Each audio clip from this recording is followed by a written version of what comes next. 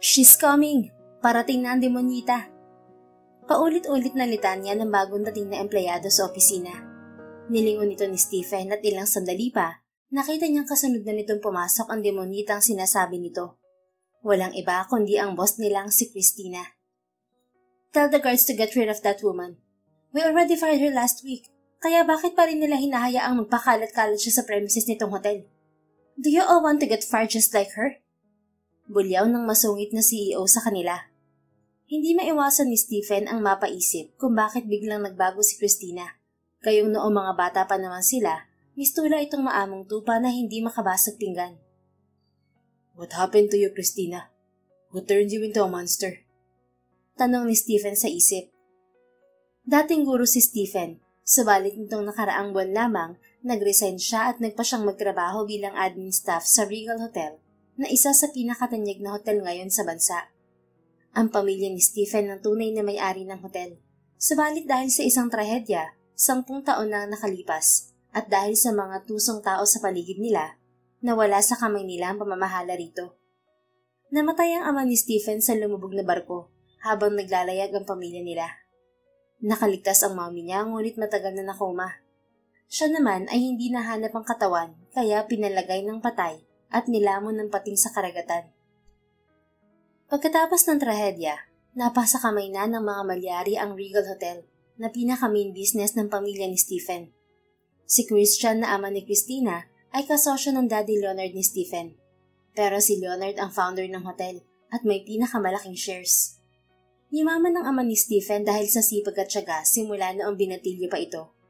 Mahilig kasi itong magnegosyo ng kung ano-ano basta pagkakakitaan. Hanggang sa nagtagumpay sa buy and sell at pinasok ang real estate and hotel at tinagura ang isa sa bilyonaryo ng bansa. Pinalabas ng ama ni Christina na namatay din si Stephen sa paglubog ng barkong sinakyan nila noon. Naisip ng gahamang Ginoo na magiging hadlang si Stephen sa planong pag-angkin sa hotel kapag tumungtong na siya sa tamang gulang. Layunin ng pagpasok ni Stephen sa hotel ang pagbagsakin si Christian. Sa paniniwalang yun ang pinakamainam na ganti sa ginawa ng mga taong nagkasala sa kanila. Natagalan bago nakabalik si Stephen sa Maynila dahil kulang pa siya noon sa lakas ng loob at minor de edad pa lamang siya.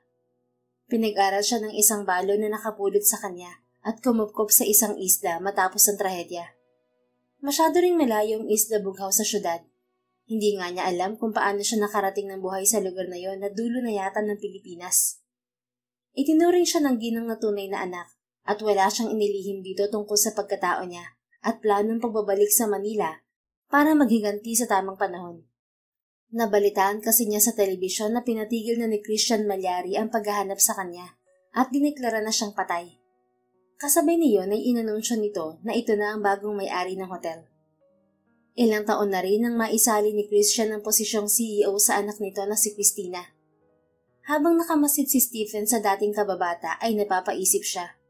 Sobrang disappointed siya kay Christina. May bahagi sa puso't isip niya na ayaw paniwalaan na ito na ngayon ang babaeng minsan niya pinahalagahan noong bata pa siya. Nagbana na ba ito sa ugali ng tatay nitong gahaman? O dahil sa pera kaya sumama ang ugali nito? Isa ka pa, Lilet. You're late again. Are you sure you want to keep this job? How can I make sure na kaya mo magawa na maayos ang trabaho mo? Yung simpleng punctuality lang hindi mo magawa. Litanya ni Christina sa sekretarya naman ito. Halos magtago na ang lahat ng empleyado sa ilalim ng mesa dahil sa takot sa terror na CEO. Itinagwa ni Lilet ang pag-asim ng muka sa pamamagitan ng pagyuko. Sorry po, Ma'am Christina. Ano pa tinitingin-tingin niyo? Get back to work. Bulyaw ni Christina nang mapansin na nakatunganga lang ang mga tauhan. Sinundan ng tingin ni Stephen si Christina hanggang sa nakapasok na ito ng elevator. Ang totoo ay nung umpisa, may agam-agam siya sa planong paghihiganti sa pag-aalala na masasaktan niya si Christina. Subalit sa nakikita niya ngayong pagbabago sa ugali nito, unti-unti nang naglaho ang natitira niyang kaunting amor para rito. Naisip niya na tama lang na ituloy niyang paghihiganti para maturuan si Christina ng leksyon at ang pamilya nito. Samantala, sa opisina ni Christina, abot langit na naman ang inis ng dalaga sa sekretarya / best friend niyang si Lilet. Pabagsak siyang naupo sa swivel chair sa kanyang desk, saka bumalik kay Lilet na agad sumunod sa kanya kanina. Make sure to come early tomorrow, Lilith. I swear, I'm going to fire you next time na malalate ka pa. Banta ni Christina sa babae, na ngayon ay prente ng nakaupo sa station nito. Alam mo ba na nawawalan ng bisa ang mga salita ko dahil sa kakapasensya ko sa'yo? Kaya hindi sineseryoso ng mga tao kung sinasabi ko dahil ikaw ang numero 1 lumalabag sa mga policies ko. Christina, nasa trabaho pa tayo, Miss Lilith. Putol niya sa nakaambang pagdadahilan ni Lilith. Fine. Alam mo ba na kung hindi demonita ay halimaw ang tawag sa'yo ng mga empleyado mo, ha, Ma'am Christina? May diing wika ni Lilith. Pinaikot naman ni Christina ang mga mata. She's very much aware of those names. Demonita, halimaw, hudyo, candidate na papalit sa pwesto ni Satanas sa impyerno. Ilan lang ang mga yan sa mga tawag sa kanya ng mga tauhan niya. Kulang na nga lang ipako siya ng mga ito sa krus sa sobrang inis sa kanya. You're one of them, Lilith. Don't forget that part. Mapait nang initian ni Christina si Lilith. Guilty namang kinagat ni Lilith ang mga labi. Kasi naman, traffic na naman kanina kaya Lilith, if you really care for me, please ayusin mo naman ang trabaho mo. Ayokong isipin ng iba na may favoritism ako. Putol niya sa katwiran nito. Everyone knows I'm your favorite, Christina. And please admit it, paborito mo naman talaga ako kasi ako lang ang nakakatagal sa ugali mo. Asar na nagbuga ng hangin si Christina at umiling-iling. Hindi na siya nakipagtalo pa kay Lilith at nagpa siya na lang na umalis para sa appointment niya sa araw na yon. Uuwi kasi ng bansa ang tita Esther niya at siya ang susundo rito. Pinaghalong excitement at lungkot ang nararamdaman niya. Masaya siya na uuwi na ngayon ang babaeng itinuring niyang pangalawang ina. Ngunit hindi may aalis sa kanya ang malungkot dahil sa tuwing nakikita niya ito, naaalala niya ang napayapa nitong anak. Walang iba kundi ang kababata niyang si Stephen. Tahimik ang underground parking garage na tinatahak ni Christina. Nagulat siya nang bigla na namang lumitaw yung sinisante niyang empleyado na nanggugulo kanina sa tapat ng kanyang kotse. Kaya naman sobrang init ng ulo niya kanina pagpasok sa opisina. Whatever you're thinking, huwag mo nang ituloy kung ayaw mong ipadampot kita sa mga pulis. Ow! Napatili siya at itinakip ang mga braso sa muka nang pinagbabato siya nito ng mga itlog. Stop! You're going to pay for this, witch! Banta niya, subalit tila walang narinig ang babae. Guards! Panay ang pagmumura ng babae habang namamato ng itlog. Ngunit sa isang iglap, isang lalaki ang lumitaw sa harapan ni Christina at pinrotektahan siya laban sa umaatake sa kanya. Bigla namang huminto ang babae at nagwala ng kaniladkad na ito paalis ng mga gwardyang nagdatingan. Okay ka lang po ba, Ma'am Tina? Tanong ng lalaki sa kanya. Empleyado ito ng hotel base sa uniform na suot nito. At katulad niya, balot na din ang kasuotan nito ng mga basag na itlog. Pero ang ikinagulat ni Christina ay ang itinawag sa kanya ng lalaki.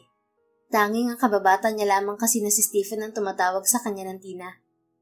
Tiningala niya ang lalaki at nabigla siya nang mapansin ang malaking resemblance nito sa kababata. Napaatras siya mula rito at muntik nang mabuwal sa kinitatayuan. Subalit maagap naman siyang nasalo ng lalaki. Sino ka? Lihim namang nagbunyi ang kalooban ni Stephen. Walang kamalay-malay si Christina na labis na nasisiyahan ang binatang kaharap dahil sa nakikitang pagkalito sa kanya. Stephen Alegre po, ma'am. Bago lang po ako rito sa hotel. Masiglang pagpapakilala ni Stephen. Sa ngayon, ang apelyido na umampon kay Stephen ang ginagamit nito. Natauhan si Christina nang magpakilala ang lalaki. Nainis siya sa sarili dahil kamuntik na niyang mapagkamalang ito ang namayapa niyang kababata. Kumawala na siya sa pagkakahawak nito at umayos ng tayo. Oras ng trabaho ngayon, bakit wala ka sa post mo? Masungit na usisa niya kay Stephen. Binaliwala ang naramdamang pagkalito sa lalaki. Do you wish to get fired just like that, woman? Naku, wag naman po, Ma'am Tina. Bago pa lang po ako. Pakiusap ni Stephen. Pagkatapos, ginitaan si Christina. May errands lang po si Ma'am Susan kaya lumabas ako sandali. Paliwanag nito. Sinipat nito ang kabuuan ni Christina. Natawa ito ng mahina. What's so funny? Ikaw po, ma'am. Natatawa pa rin sagot ni Stephen. Mas lalo namang nagkandalukot-lukot ang mukha ni Christina. Harina na lang po kasi ang kulang, malapit ka nang maging pancake. Napairap si Christina. Tigilan mo nga ako sa kalokohan mo. Singhal niya. Saka nagmarcha na papasok sa kanyang kotse. Ilang sandali pa, muli niyang tiningnan si Stephen. Next time, learn to mind your own business, Mr. Alegre. Ayoko sa lahat yung nakikisawsaw sa buhay na may buhay. Napangiwi naman si Stephen at napakamot sa batok. Mukha po kasing kailangan ng tulong kanina kaya wala akong pakialam sa intention mo. Sundin mo na lang kung anong sinabi ko kung gusto mong magtagal dito sa hotel. Go back to work. Naiinis na putol ni Christina sa pagsasalita ni Stephen. Alam naman niya na mabuti ang intensyon nito, pero hindi siya komportable na magkaroon ng utang na loob dito o sa kahit na kanino man. Sandali ulit ninapunan ng tingin ni Christina si Stephen. She can't help but be bothered by his appearance. Mula sa backseat, kinuha niya ang extra niyang malaking white t-shirt at inihagis yun kay Stephen na maagat naman itong nasalo. Bago pa man makapag-react si Stephen, pinaharurot na niya paalis ang sasakyan. Was she worried about me? Tila hindi makapaniwalang sambit ng binata habang nakatitig sa hawak na t-shirt na ibinato ng masungit na kababata. Dumaan muna si Christina sa bahay para maligo at magbihis. Amoy malansang itlog na siya dahil sa balon niyang dating empleyado. Mabilis din niyang nilinis ang upuan ng kotse na nakapitan ng itlog mula sa kanyang damit kanina. Habang patungo sa airport, hindi maawat si Christina sa pag-iisip kay Stephen. Bagaman alam niyang coincidence lang nakapangalan at kahawig ni Stephen ng kababata, she can't help but feel uneasy about it. There's something in Stephen's eyes nang matitigan niya mga yun. Tila pinaghalong galit, sakit at pananabik. Hindi niya maunawaan kung bakit ganoon ang nakita niya rito. Sa paglipas ng mga linggo, unti-unti na rin nagustuhan ni Stephen ang pagtatrabaho sa hotel nang hindi niya namamalayan. Minsan nga'y nawawaglit na sa isip niya ang tunay na pakay roon. Break time na. Gutom na ako. Tara, lunch. Aya kay Stephen ni Marco, ang kapartner niya sa front desk sa araw na yon. Mind if I join you? Bigla namang sumulpot ang sekretarya ni Christina na si Lilet. Himala, Ma'am Lilet. Mabutit nakawala ka ngayon sa hudyo nating bus. Pabirong bulalas ni Marco. Uy, grabe ka. Hindi naman ganun kasama si Ma'am. Slightly masungit lang. Pabiro ring tugon ni Lilet. Nais man itong ipagtanggol lagi si Christina, ngunit naaakusahan lamang ito lagi ng mga kasama na sipsip, kaya hinahayaan na lamang nito. Isa pa ay sadya namang masungit ang boss nila kaya mahirap ipagtanggol. Sandali pa silang nagbiroan ng tungkol sa masungit nilang boss, hanggang sa pinutol na yun ni Lilet sa pangamba na baka marinig na naman sila ni Christina. But kidding aside, please don't hate her that much. Importante tayo kay boss. Hindi lang natin nahahalata kasi mas binibigyan natin ng pansin yung pagiging dragona niya. Sabi sa kanila ng babae. Nagpatango-tango naman si Marco kahit pa hindi talaga ito sang-ayon kay Lilet. Nilingon nito si Stephen nang mapansin na hindi siya umiimik. Ano pre, tara na. Nagugutom na mga bulate ko sa tiyan. Mauna na kayong Marco, idadaan ko pa kasi ito kay Ma'am Susan. Nakangiting sabi ni Stephen habang hawak ang isang brown envelope. Pupunta ka sa taas. Naku, paano kung makasalubong mo si Satanas? Ay, si Ma'am Christina pala. Pabiru pang hirit ni Marco. Iiling-iling naman itong sinuntok ng pabiru ni Stephen sa braso at hindi na lamang pinatulan. Nagtungo na si Stephen sa station ni na Mrs. Susan. Pagdating doon, natuklasan niya na walang katao-tao. Marahil dahil sa lunchtime na. Dumako ang tingin niya sa office ni Christina. Dahil gawa sa salamin ang pinto at ang mga pader, nakita niyang wala si Christina sa loob. Humisi si Stephen at naisip na pagkakataon na niya yon para mag-espiya roon. Malakas ang kutob niya na may mahahanap siya sa opisina nito na maaaring makasira sa reputasyon nito at ng hotel. Maingat siyang pumuslit sa loob, ngunit laking gulat niya nang datnan niya si Christina sa loob na walang malay sa sahig. Tina! Nag-aalala niyang dinaluhan si Christina. Namumutla ang dalaga at pinagpapawisan ng malamig. Kakaibang takot at kaba ang naramdaman niya. Tina, gising! Nang walang matanggap na tugon, dali-dali niyang kinarga si Christina at isinugod sa klinik. Pagdating doon, nagulat siya nang sabihin ng doktor na tumingin dito na malnourished to. Malnourished? Hindi makapaniwalang bulalas ni Stephen nang iniwan na sila ng doktor. Sa yaman niya malnourished pa siya. Mata niyang tinitigan ng mukha ni Christina. Napailing-iling siya at mabilis na sinaway ang sarili nang unti-unti siyang nakararamdam ng awa para dito. Nangihinang umungol si Christina at saka unti-unti nang nagkamalay. "Where am I?" Naguguluhan itong tanong sabay libot ng tingin. Nagulat ito nang mapagtantong nasa klinik to. Bumangon ito at nakasimangot na bumaling kay Stephen. "Ikaw ba nagdala sa akin dito?" Tumango naman si Stephen. "Kamusta na pong pakiramdam mo?" "Bakit ba hilig mo makialam?" Singhal nito sa halip na magpasalamat. "Haven't I told you already to mind your own business?" Nanlilisik ang mga matang sigaw pa nito. Nasa pa ni Christina ang noo dahil sa frustration. "I already warned you last time, Mr. Alegre. Masyado pong mahina ang comprehension mo para hindi maintindihan yun. Dahil sa ginawa mo, sigurado akong alam na ng lalaking yun ang nangyari. I'm sure he's going to use this against me para paalisin ako sa kumpanya." Napakunot ng noo si Stephen. "Sino naman pong gagawa nun, ma'am? Di ba kayo ang CEO? Napairap si Christina. "Again, it's none of your business. Ito ang tandaan mo, Mr. Alegre. Oras na mangyari yun, lagot ka sa akin."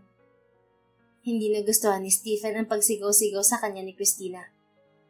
"Teka lang, ma'am ha. Mawalang galang lang po. Bakit parang kasalanan ko pa na nagmalasakit ako? I saw you unconscious. Masama ba na tulungan kita? Hindi naman pwede na hayaan lang kita sa ganung lagay. Nasa naman ang konsensya ko nun?" "I don't care about your conscience or whatsoever. Ang pinupunto ko, hindi ka dapat nakikialam. And why are you even at my office?" Paano kung namatay ka na pala ron? Are you still going to expect na wala akong gagawin?" Babalang na tugon ni Stephen kay Christina dahil sa inis. Tila ba nakalimot na siyang boss niya ito dahil masyado na siyang nadadala ng kanyang emosyon. Alam niyang hindi siya dapat nakakaramdam ng ganoon para dito. Pero sa hindi niya malamang dahilan, hindi niya mapigilang mag-alala. "Yes, just pretend na wala kang nakita. Understand?" "That's absurd, Ma'am Tina. If you're someone with conscience, you would never leave any..." Natigilan si Stephen bigla. Naisip niya na siguro'y ganoon din ang ginawa sa kanya ni Christina noon. Nagpanggap ito na walang alam sa mga nangyari. Nagbulag-bulagan ito at pinaniwala ang sarili na patay na talaga siya. Nasaktan siya sa isiping yun. "Ang lupit mo naman, ma'am." Dismayado at halos pabulong niyang dagdag. Subalit narinig pa rin yun ni Christina. Dahilan para mas lalong uminit ang ulo nito. "What did you just say?" "Ang sabi ko, malupit ka, ma'am." Sobra siyang nasasaktan dahil deep inside, umasa pa rin siya na inosente si Christina. Na iba ito sa daddy nito. Pero mukhang mali siya. "How dare you talk to me like that? Nakalimutan mo na ba kung sino ako?"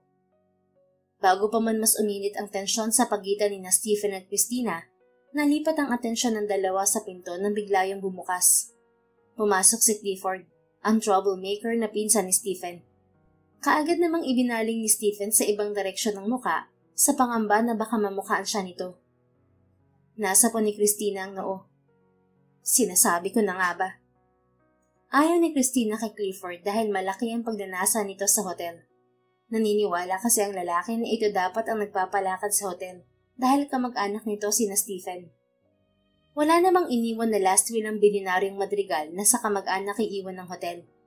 Isa pa ay buhay pa ang ina ni Stephen, kaya itong makakapagsabi kung dapat bang ibigay sa kamag-anak ni na Stephen ang 60% shares ng mga ito sa kumpanya.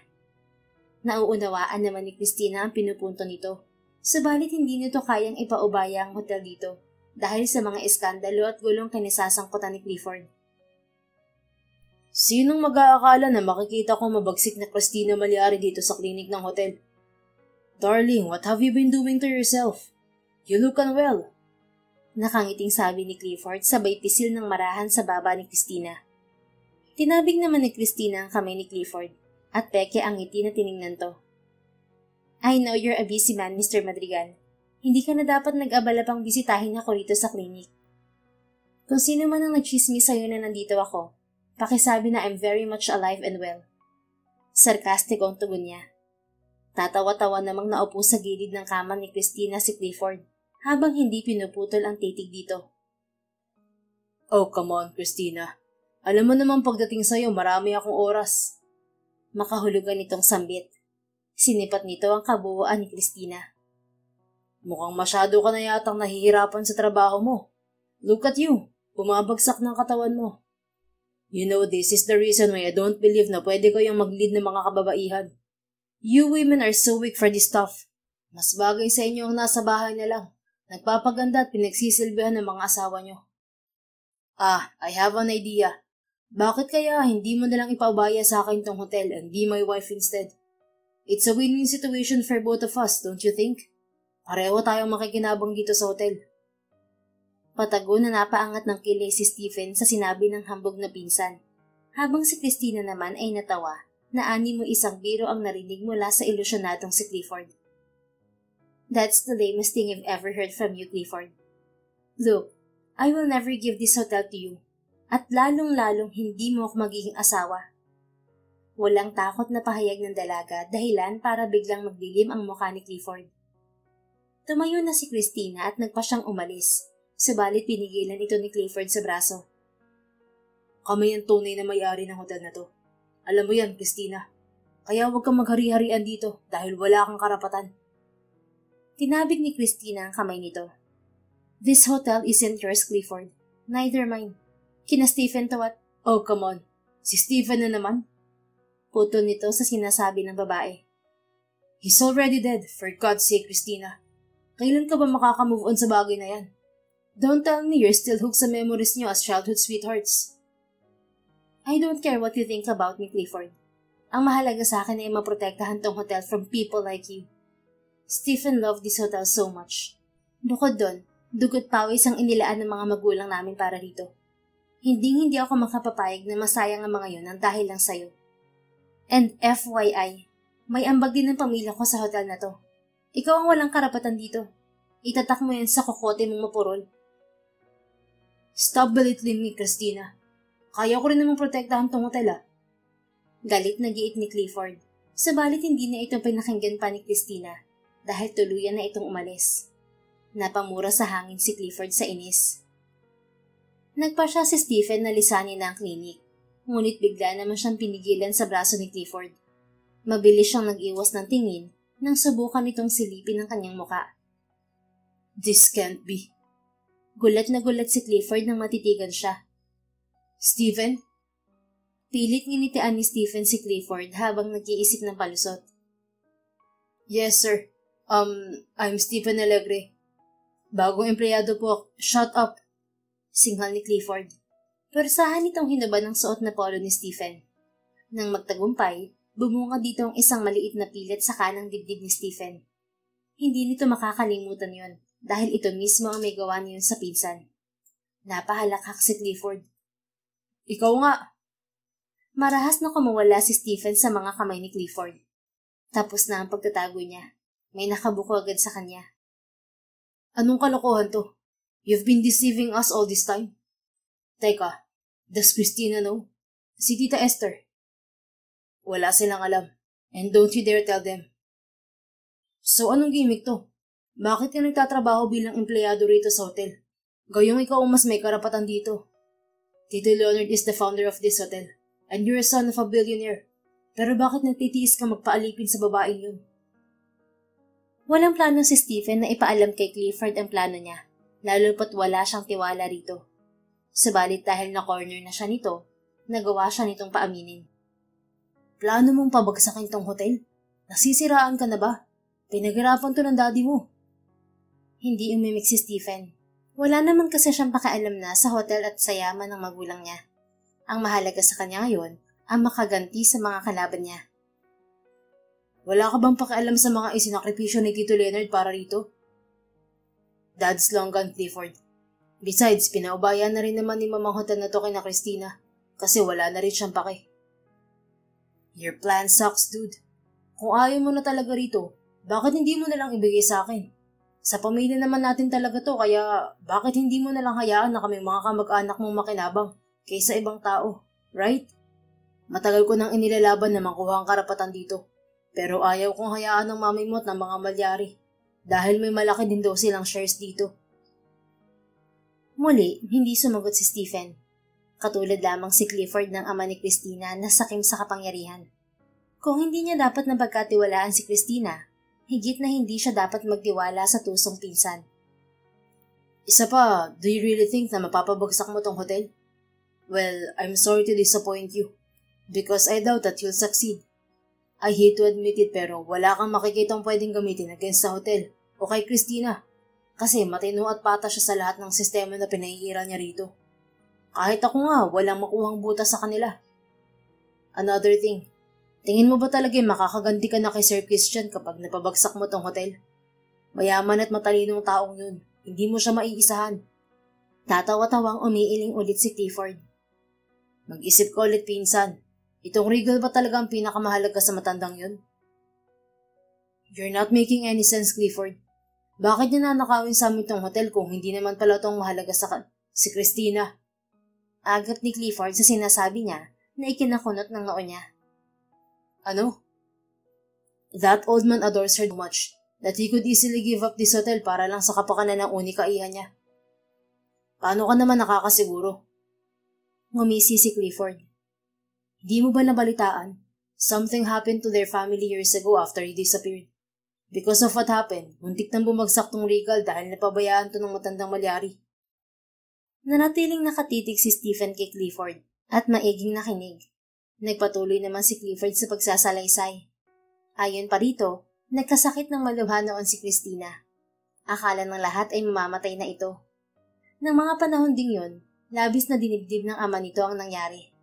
Halos mabaliw ito sa pag-aalala na mawawala ang anak sa mga ito. Mabuti na nga lang at nakabawi itong hotel eh. Kung nagkataon na namatay si Christina noon, nako, I'm 100% sure dude na kasabay ng pagpano niya ang pagbagsak nito. Naglakad na patungo sa pinto sa Clifford para umalis. Subalit bago lumabas, nilingon ulit nito si Stephen. Kung ako sa'yo, mag-iisip ako ng panibagong plano. Something wiser. Perhaps something that would shake everyone's lives. Like taking Christina away from him. She's his weakness, man. Sagot ni Clifford sabay humahalakak na umalis. Napaisip ng husto si Stephen sa mga isiniwalat ni Clifford. Kung totoo ang sinabi nito na tila suntok sa buwan ng papabagsak niya ang hotel, mukhang mas pabor nga na sundin na lang niya ang suwestyon nito na ilayo si Christina sa ama nitong si Christian. Kahit papaano naman pala ay may pakinabang din ang tuso niyang pinsan. Samantala, hindi naman matahimik ang kalooban ni Christina sa nangyari habang nakaupo siya sa kanyang swivel chair sa kanyang opisina. Seriously, Christina? I can't believe you could be this ungrateful. Naaawa ko kay Stephen. Siya na nga nagmalasakit tapos siya pa nung tinalakan mo. Ano naman ang malay niya sa issue niyo ni Sir Clifford? Inis na litan niya sa kanyang nililit. Bagaman malaki ang distansya sa pagitan nila, dama niya ang inis sa bawat salitang binibitiwan nito. Pwede ba wag mo na akong sermonan, Lilit? Sumasakit lalong ulo ko. Don't tell me, paninindigan mong pagiging demonyo mo sa mata ng mga empleyado natin. Humugot ng malalim na paghinga si Christina. Ang totoo ay nagigilty rin siya sa ginawa kay Stephen. Naiinis siya dahil sa inis niya kay Clifford ay isang inosenteng tao ang napagbuntunan niya. What do you want me to do? Apologize. Duh. Girl, I know you're the boss, pero please naman ibaba mong pride mo this time and admit na nagkamali ka. Apologize to Stephen, kasi if not for him, baka nga nagkatotoo yung sinabi niya na namatay ka na rito nang hindi namin namamalayan. Nagtatalo ang isip na samandal si Christina sa upuan. Pag-iisipan ko. Besides, hindi lang naman ako ang may mali. Sinigawan niya rin kaya ako. At talaga nag-iisip ka pa ng rason para lang hindi mag-sorry sa kanya? Madam, kahit naman sino mawawala sa katinoan pagkatapos ng ginawa mo. Sinong matinong tao ang tatalakan ng savior niya imbes na pasalamatan? Naniningkit ang mga matang pinukol ng tingin ni Christina si Lilet. Kung nakamamatay lamang ang titig niya, kanina pa nabuwal si Lilet sa kinauupuan at nalagutan ng hininga. Naiilang namang nagpakawala ng peking tawa ang kinakabahan ng si Lilet. Friend, this coming Saturday na nga pala ang birthday ko. Do you mind joining me for dinner after work? Pag-iiba nito ng topic para hindi na masermonan ng kaibigan. Inirapan nito ni Christina. Bakit hindi ang Stephen na yun ang imbitahin mo? Total, sa kanya ka naman kampe. Ito naman, napakamatampuin. Basta ha, hihintayin kita.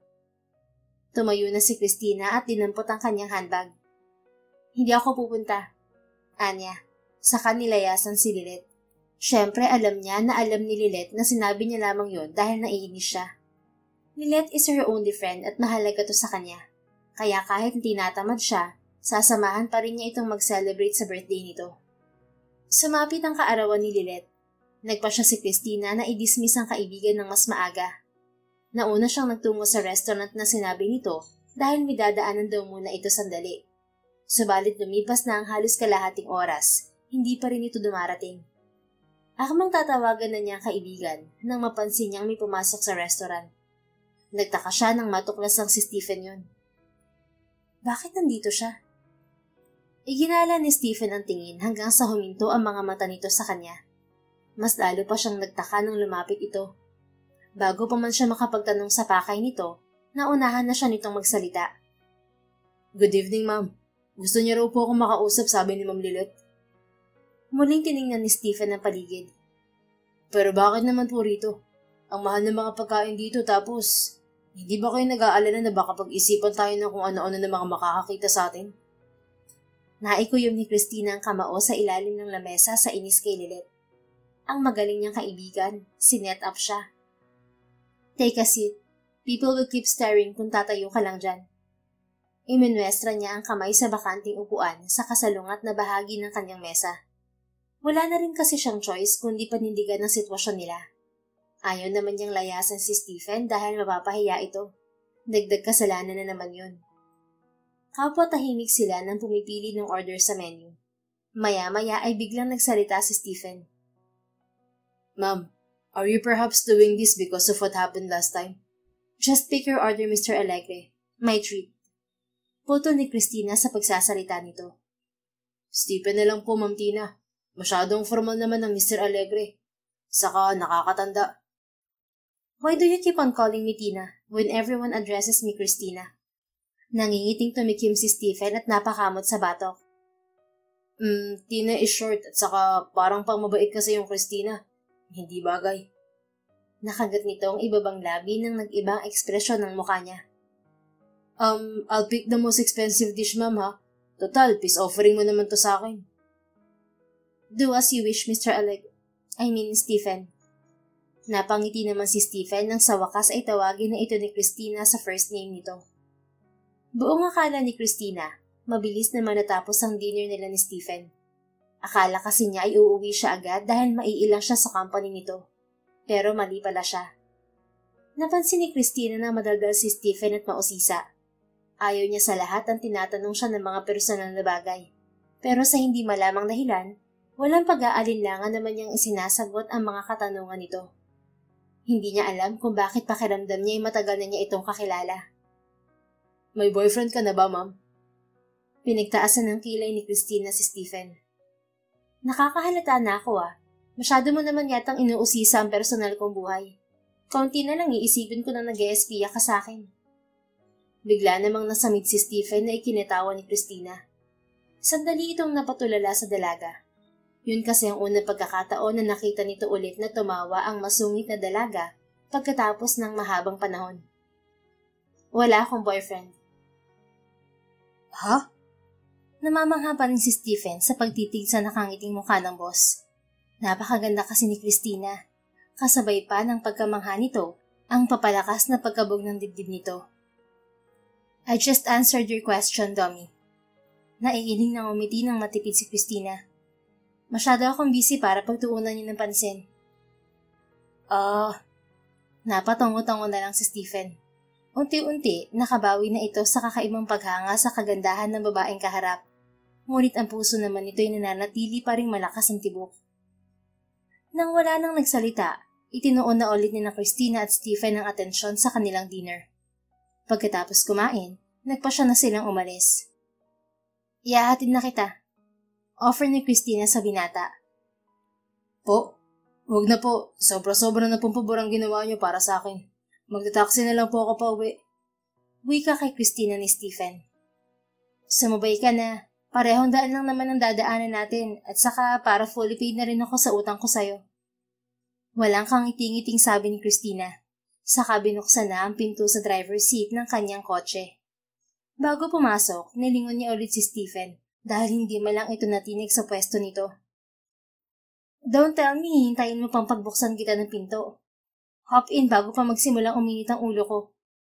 Anya sabay sakay sa kotse. Sa kagustuhan ni Christina, sumakay na rin si Stephen. Masyado ka naman pong galante manuyo, Ma'am Tina. Hindi mo naman kailangan gawin to. A simple apology and thank you is enough for me. Hindi kita sinusuyo. I just don't like being in debt to anyone. Tumango-tango naman si Stephen pagkatapos. Hindi na nagsalita pa. Sa buong panahon ng biyahe pa uwi, naging tahimik na sila. Habang papalapit na sa apartment ni na Stephen, hindi mapigilan ng binata na sulipan si Christina sa driver's seat. Sa gabing yon, mas lalo pa niyang nakilala ang kababata, lalo na noong mga panahong wala siya sa tabi nito. Bukod doon, kahit papaano'y nakita niya rin sa gabing yon ang Christina na nakilala niya noong bata pa siya. Ikinukabli lamang nito yon sa pamamagitan ng pagsusungit. Nagulat si Stephen nang biglang nagkasalubong ang mga titig nila ni Christina nang lumingon to sa kanya. Why are you staring? Ha? Hindi kita tinitignan, Mama. Halos makalas ang ulo niya sa tindi ng pag-iling. I can feel you. Nakairap na sabi ni Christina. Saka nalingon siya ulit at tinitigan ng husto. Ma'am, sa daan kayo tumingin. Baka mabangga tayo. Ngumisi naman si Christina habang hindi pa rin inaalis ang mga mata sa kanya. Wouldn't it be great? Mawawala ng demonyo sa buhay niyo sa opisina. Napakapit ng mahigpit si Stephen sa seatbelt. Oh, opo. Pero huwag niyo naman akong isama sa... Hindi na niya natapos ang sinasabi nang bigla na lang humalakak si Christina. Ibinalik na nito ang tingin sa kalsada. You know, hindi ko alam if you're just trying to act cute o sadyang gullible ka lang talaga.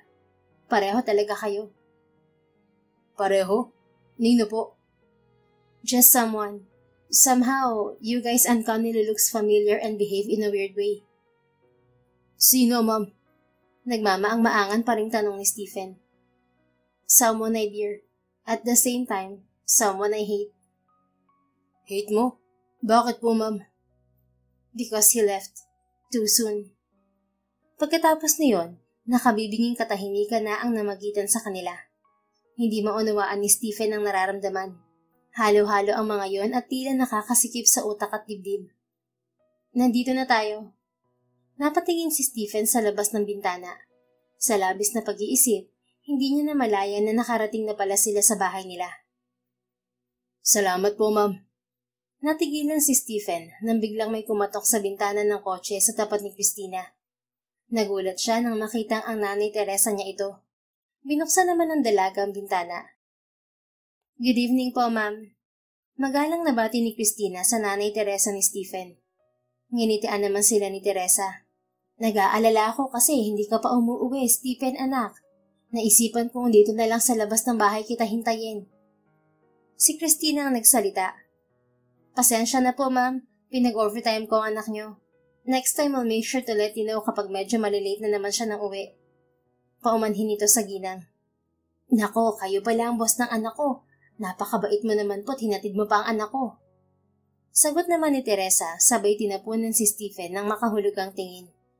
Hindi ringid sa ginang ang plano ng anak sa pamilya ni Christina at sa hotel. Wala po yun, ma'am. Dito rin naman kasi ang daan ko pa uwi.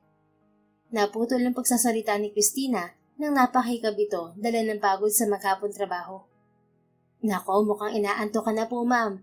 Paano ka uuwi niyan? Mabuti pa tumuloy ka po muna dito sa bahay at nang maipaghanda kita ng kape. Nang sa gayoy kahit pa paano magising ang diwa mo. Nag-aalalang sabi ni Teresa sa dalaga. Hindi na po, kaya ko pa naman.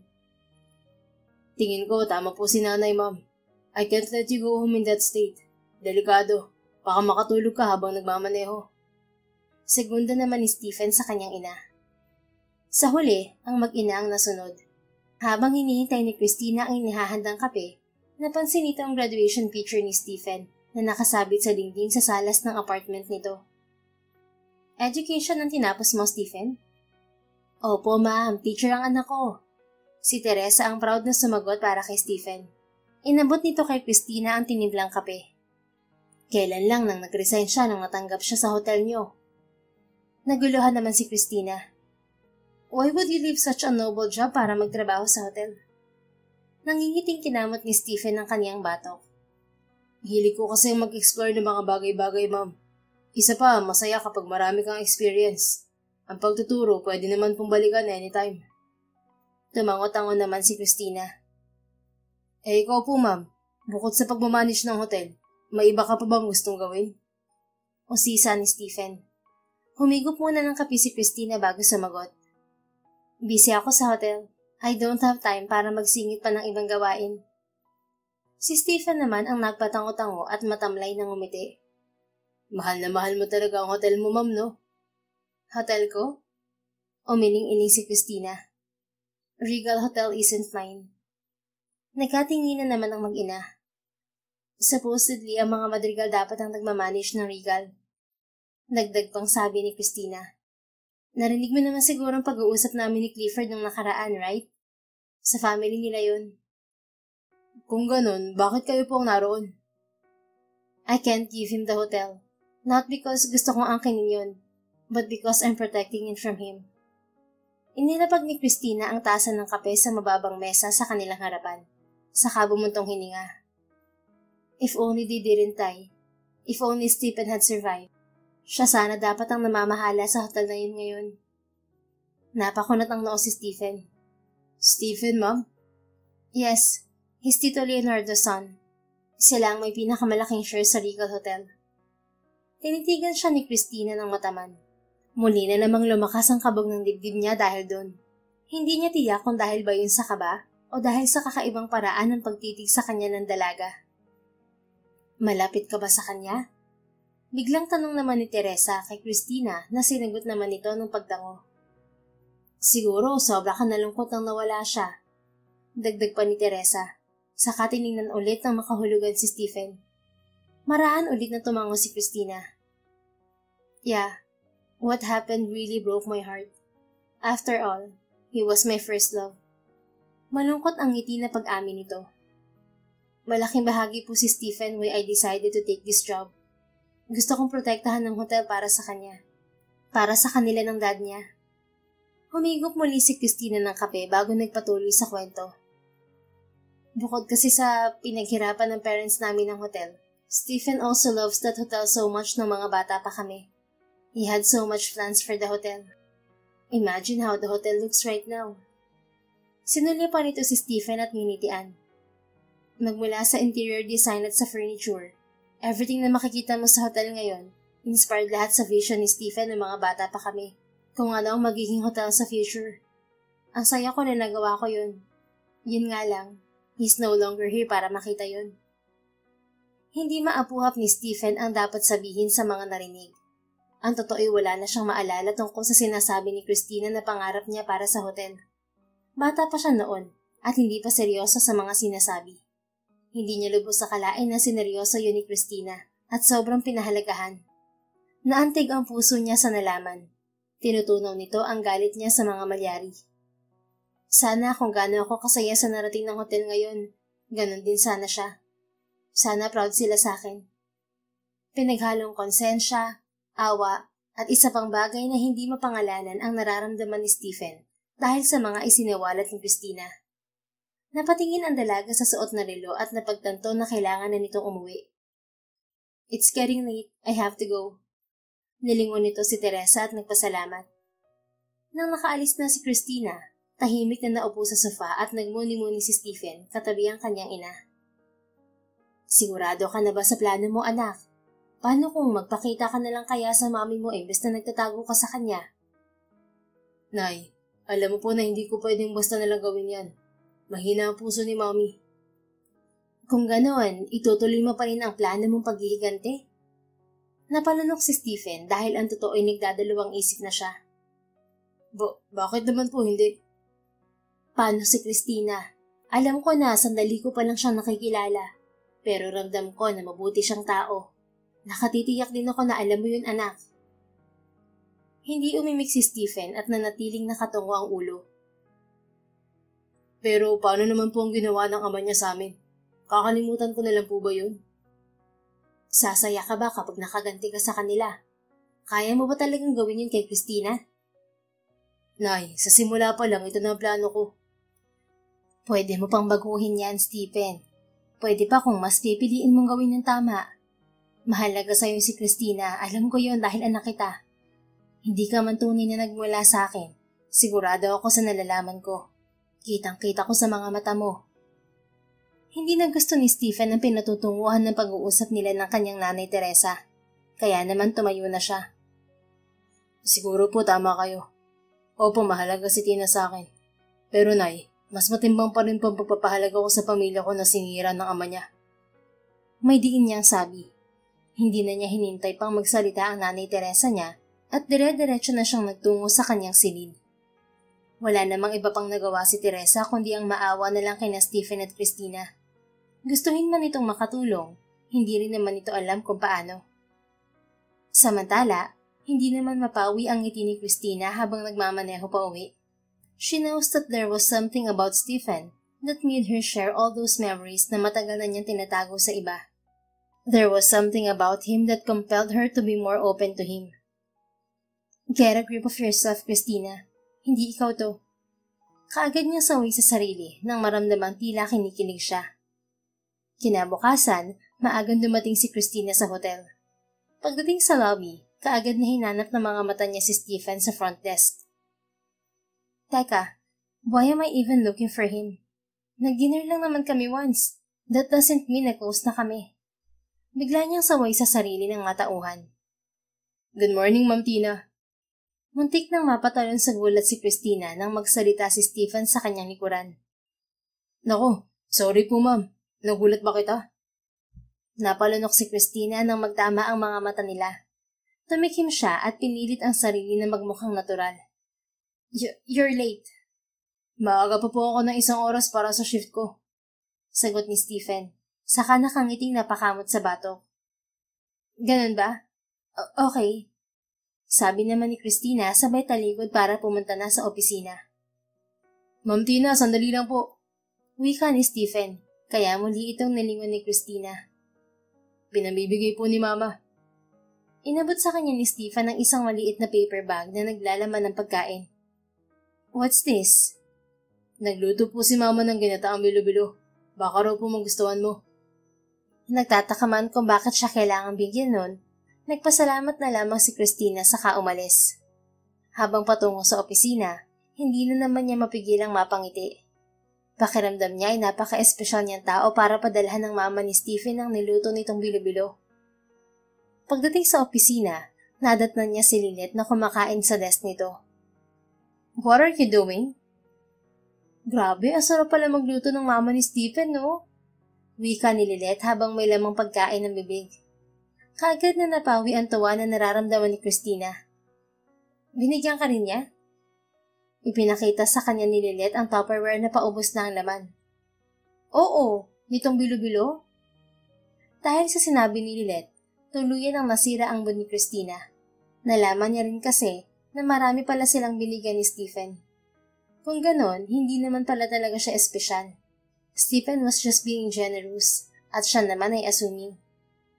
Sa paglipas pa ng mga araw, panay sa paglapit si Stephen kay Christina. Samantalang ang dalaga naman ay panay sa pagsaway sa sarili dahil sa hindi karaniwang nararamdaman sa binata. What are you doing? Tanong ni Christina kay Stephen. Isang hapon ang datnan niya ang binata na nakamasid sa harapan ng malaking portrait ng pamilya Madrigal sa lobby ng hotel. Napadako ang tingin niya sa kasuutan nito. Day off ko po ngayon, kaya hindi ako naka-uniform. May kinuha lang po ako sa locker kaya ako nandito. Paliwanag ni Stephen. Humahangos namang biglang sumulpot si Lynette. Humingi ito ng paumanhin kay Christina dahil hindi siya nito masasamahan dahil may emergency ito sa bahay. Why not si Stephen na lang? Day off mo, right? Suggestion ni Lynette. Kokontra sana si Christina, subalit walang alinlangan naman pumayag kagad si Stephen. Saan ba kita sasamahan, ma'am? Sandaling nag-isip si Christina dahil nag-aalangan pa rin siyang isama to. Do you know how to cook? Humisi si Stephen. Naku, expert ako dyan, ma'am. Dahil wala nang ibang choice, pumayag na si Christina na isama si Stephen. Samantala, natutuwa naman si Stephen sa mga nangyayari. Tila ba umaayon sa kanyang tadhana dahil panay ang pagbibigay sa kanya nito ng pagkakataon na mapalapit at makuha ang loob ni Christina. Subalit mabilis ding naglaho ang kasiyahan niya nang mapagtanto kung saan siya dinala ni Christina. Death anniversary ngayon ni na Stephen at Tito Leonard. I'm not a good cook kaya I need you para i-assist ako.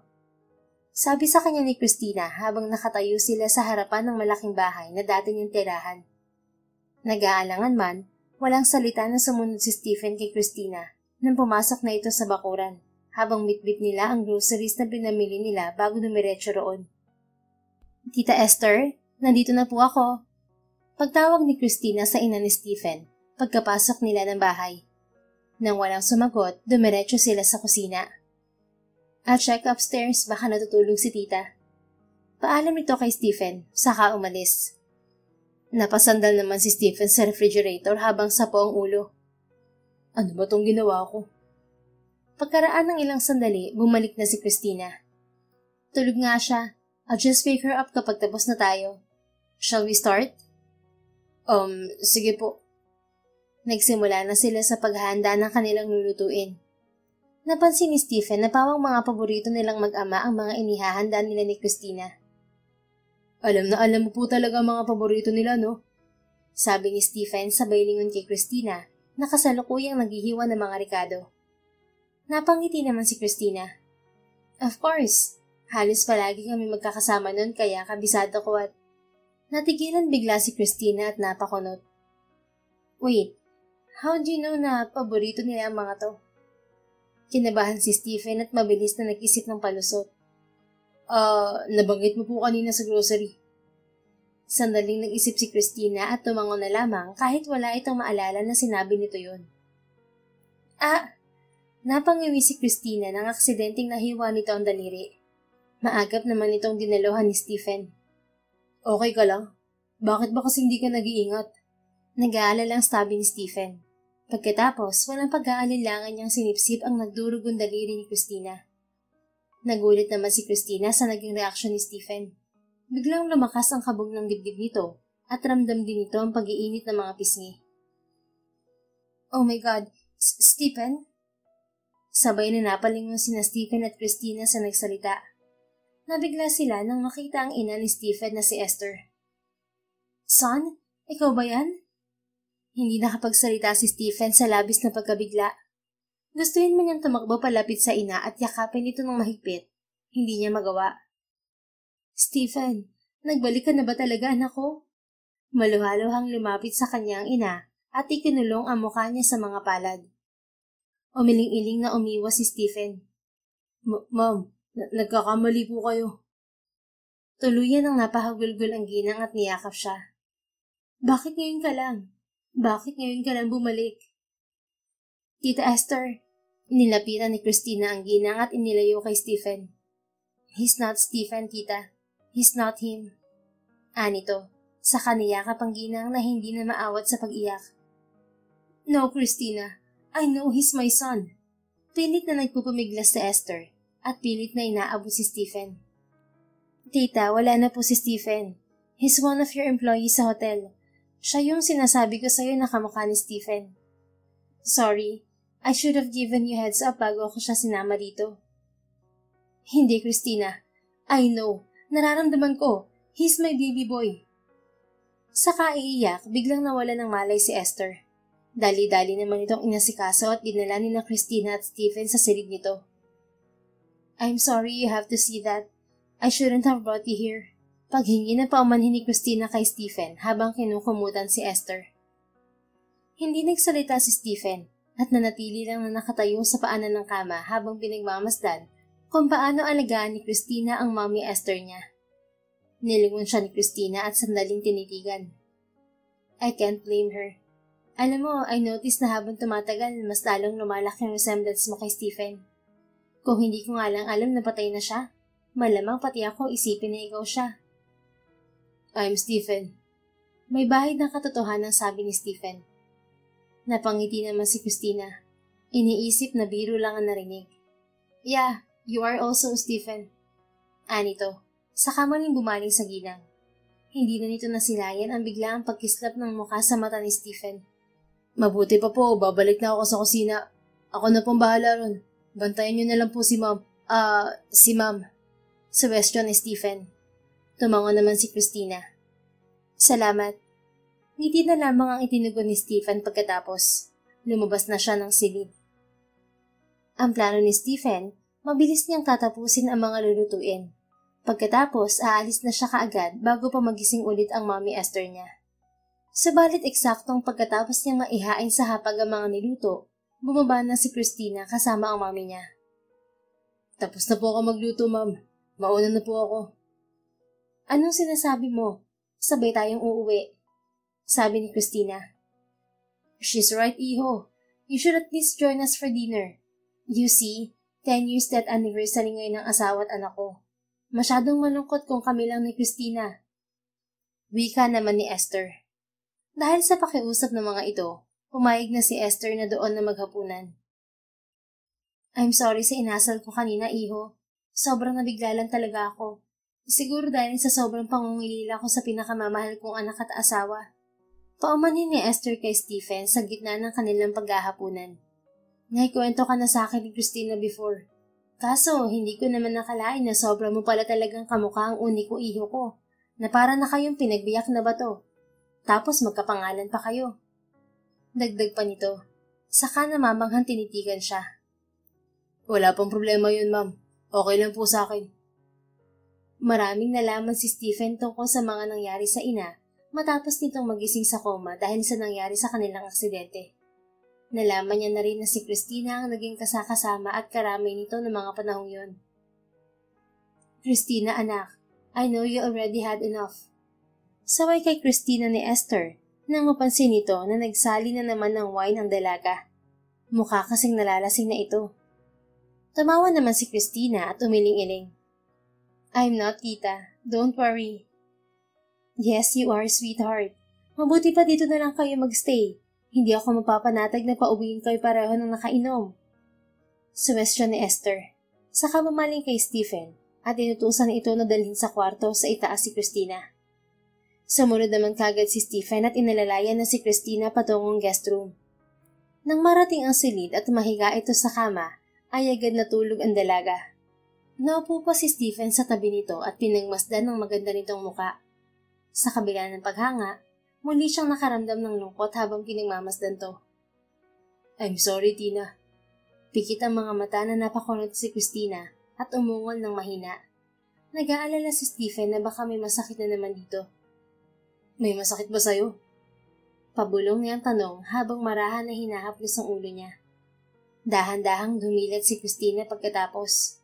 Pumirmi ang malungkot nitong mga mata sa mukha ni Stephen na ilang pulgada lamang ang layo sa kanya. Inabot nito ang pisngi ng binata at hinaplos yun. Stephen? Unti-unting nangilid ang luha sa mata ni Christina. I miss you so much. Alam mo ba yon?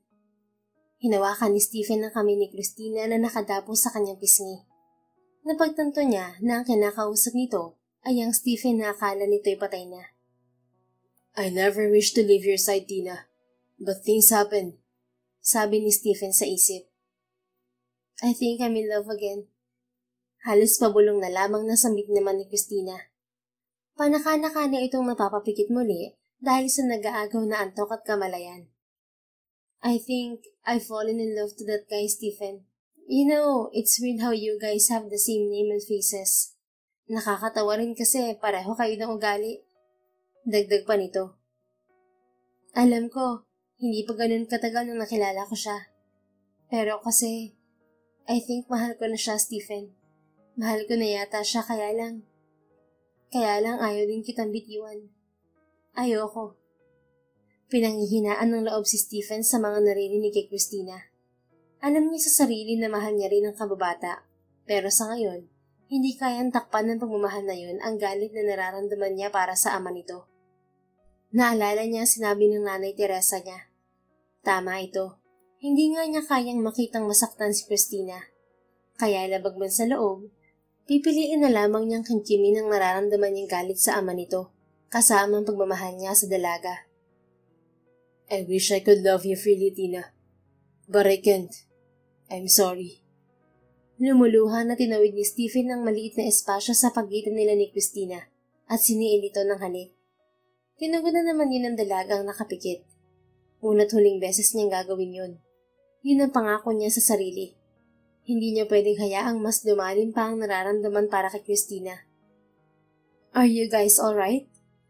Mabilis na inilayo ni Stephen ng mukha kay Christina nang biglang dumating ang Mommy Esther niya.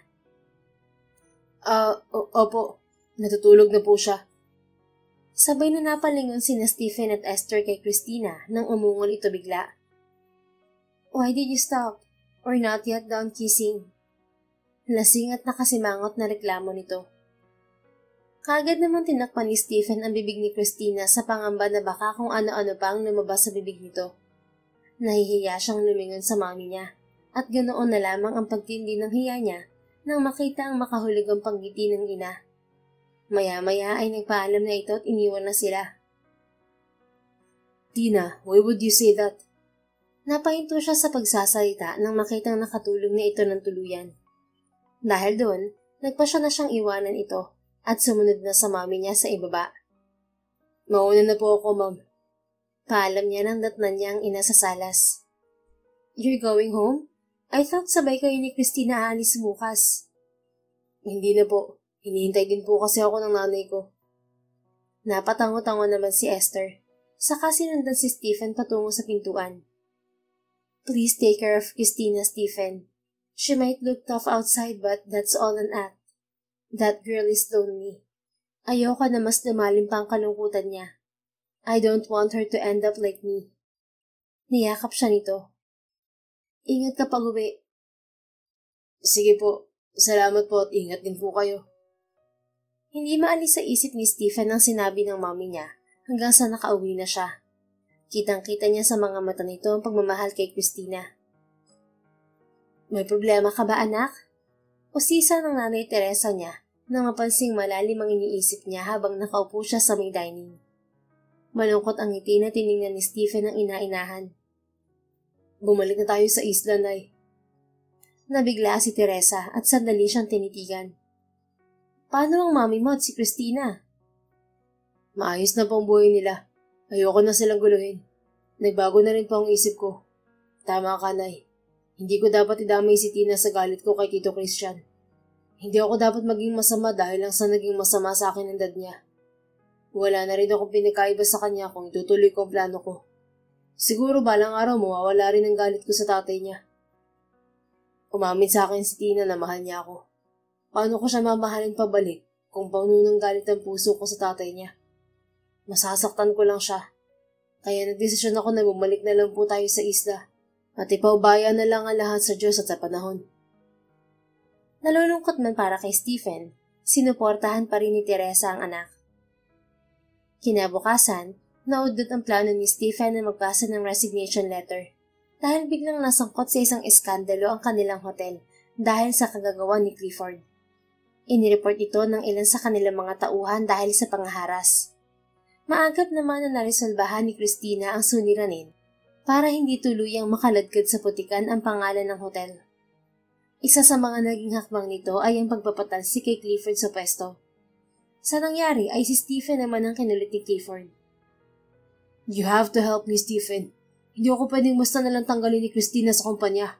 That hotel is ours. Lasing at desperadong pagkiusap ni Clifford kay Stephen habang kausap niya ito sa cellphone isang gabi. I'm planning to resign, Clifford. Hindi na kita matutulungan. Ano? Nabigla nitong bulalas. You heard me. You shouldn't have done those in the first place. You're using your position to harass and abuse employees. Masalamat ka nga dahil dinulungan ka ni Christina na isalba ang hotel dahil dyan sa mga kagaguhan mo. Teka, are you seriously taking their side? Ipinaliwanag ni Stephen kay Clifford ang planong pagbalik sa isla at pag-abandona sa plano niyang paghihiganti. Kaya naman galit na galit to sa kanya. No, you can't do this to me. I'm sorry, Clifford.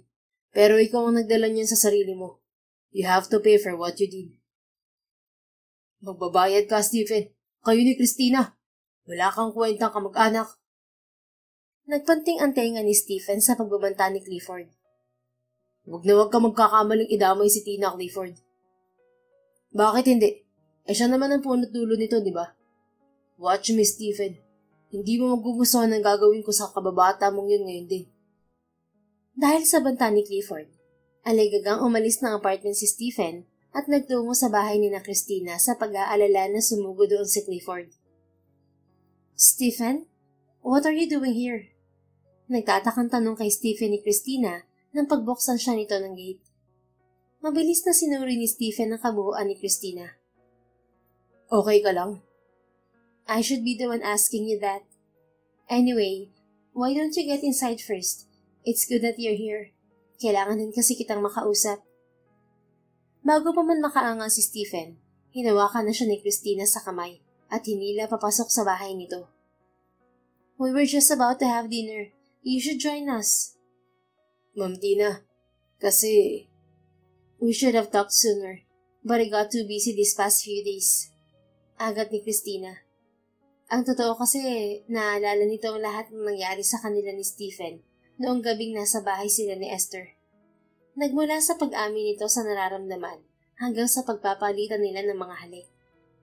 Nadatnan nila sa dining room ang mga magulang ni Christina na si Christian at Melissa.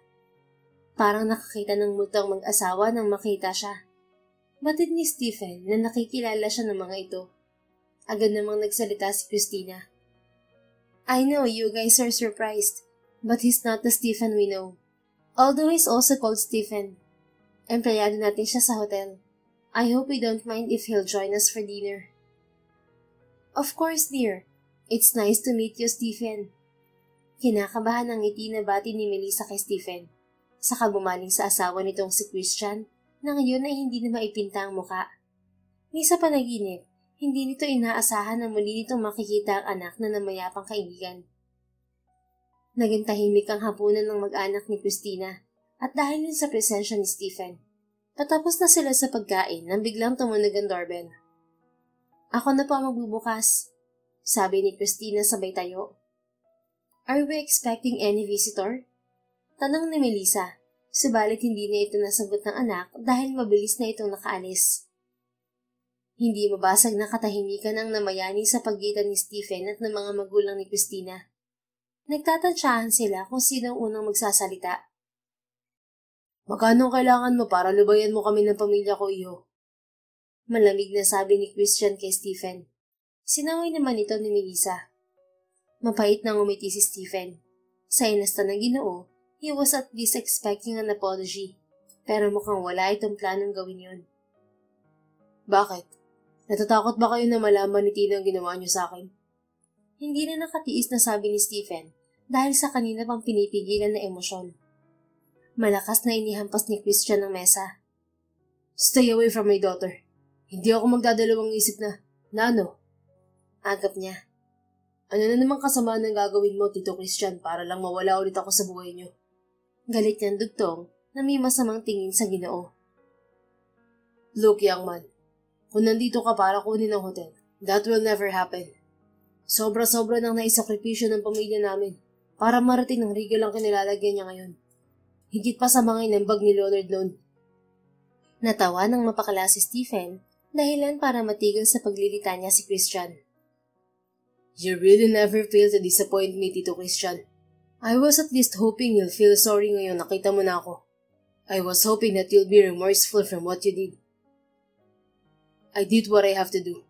Ako ang utak kung bakit naging maunlad ang Regal, pero gustong salohin ng iyong ama ang lahat. Natigil sa pagtatalo sina Stephen at Christian nang dumating si Christina kasama ang lasing na si Clifford. Natawa si Clifford nang makita sila. Clifford, ano ba? This is trespassing. I'm gonna call the police. Tigil ni Christina dito. Nandito ka nga. Talagang kagad kang sumugo dito just because I mentioned Christina, ha? Ano ba sinasabi mo? Naguguluhang tanong naman ni Christina kay Clifford. Nilingon si Stephen at naghintay ng paliwanag. Stephen, what is this all about?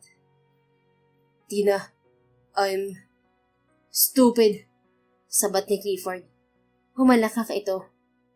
All this time, akala ko matalino ka, Christina. How can you get fooled by this man? Look at him. Doesn't he remind you of someone? He's our Stephen, you idiot. Stephen's already dead. Dead? Of course not. Kung ayaw mo maniwala, bakit hindi mo tanungin ang magaling mong ama? Why not ask him kung bakit pinalabas niya sa atin na patay na si Stephen? Gulong-gulo at naluluha namang bumaling si Christina sa ama. Dad, what is this? Ano itong sinasabi ni Clifford? Tanong nito, subalit hindi ito masagot ng ama. Say something! Dad, Stephen! Frustrated na nitong sabi sa mga kasama. Si Clifford na naman ang nagsalita. You poor thing.